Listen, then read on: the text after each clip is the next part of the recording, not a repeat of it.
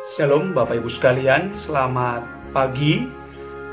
Ada renungan pelita hari ini berbicara dari Nats Alkitab Bilangan pasal 9 ayat yang pertama hingga ayat yang ke-14. Saya akan membacakan ayat intinya, ada di ayat pertama. Tuhan berfirman kepada Musa di padang gurun Sinai pada bulan yang pertama tahun yang kedua sesudah mereka keluar dari tanah Mesir. Nah, saudaraku yang dikasihi Tuhan, nats ini berbicara tentang ketetapan yang dibuat mengenai perayaan Paskah yang dirayakan oleh umat pada waktu itu.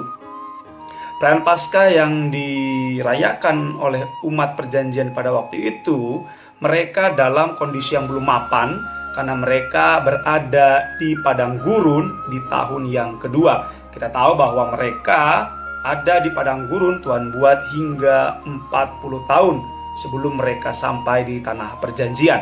Nah, apa sih tujuan Allah memberikan ketetapan mengenai perayaan Paskah ini di tengah-tengah mereka juga belum mapan kondisinya? Bahkan mereka sedang berada di dalam mungkin ketakutan karena berada di padang gurun.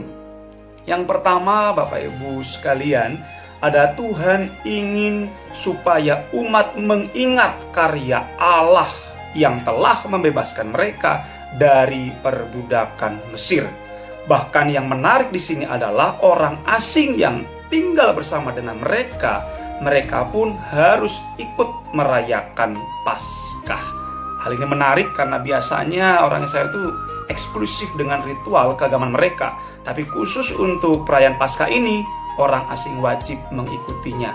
Nah, Bapak Ibu Saudara sekalian dikasih Tuhan, apa sih makna yang bisa kita dapatkan dari perenungan pada pagi hari ini? Yang pertama ialah Allah ingin supaya kita percaya bahwa Allah menolong kita di dalam segala kesulitan kita. Kita tahu bahwa Allah telah menolong bangsa Israel ketika mereka keluar dari tanah Mesir untuk kembali ke tanah perjanjian. Oleh karena itu kita harus yakin Bapak Ibu sekalian bahwa Allah pasti menolong. Yang kedua yang saya dapati adalah Allah ingin supaya kita memaknai, mengenang karya Allah itu tidak hanya sekedar dengan pesta pora, hura-hura, perayaan besar-besaran. Tapi mari kita memaknai dengan hati yang tulus. Kita memaknai dengan ikut meneruskan karya tersebut, berita tersebut juga kepada orang yang belum percaya. Jangan kita hanya mentok, hanya sampai di perayaannya saja, tapi mari kita juga ikut memberitakan karya Allah tersebut kepada orang lain. Dan yang ketiga ialah tentu kita harus bersyukur kepada Tuhan akan karya Allah yang telah menyelamatkan umatnya pada waktu itu. Dan oleh karena itu juga kita pun telah diselamatkan.